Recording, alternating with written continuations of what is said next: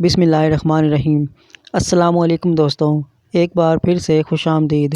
ناظرین کرام، آج کی اس ویڈیو میں آپ کو نیند کی اقسام کے بارے میں بتاؤں گا۔ نمبر 1، غفلت کی نیند وہ نیند ہے جو ذکر خدا کی مجلس میں واقع ہو اور تم کو خدا کے ذکر سے محروم کر دے۔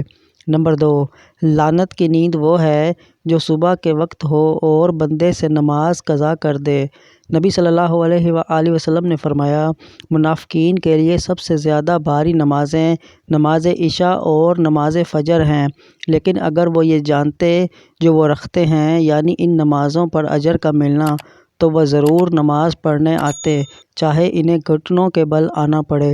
نمبر 3، عقوبت کا سونا وہ ہے جو صبح کی نماز کے بعد ہو، کیونکہ صبح کا سونا رزق سے محرومی ہے۔ نمبر 4، شقاوت کی نیند وہ ہے جو انسان کو نماز میں آ جائے۔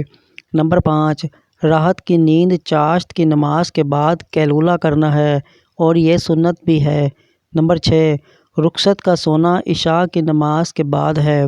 نمبر 7، خواب حسرت جمعرات کا سونا ہے۔ صحت اور جدید مختصراً یہ ہے کہ سب سے بدتر اور نقصان دہ صبح کے وقت سونا ہے، جس سے آدمی رزق سے دور ہوتا ہے اور چہرہ پریشان اور زرد ہوتا ہے۔ صبح کے سونے سے پرہیز بہت ضروری ہے۔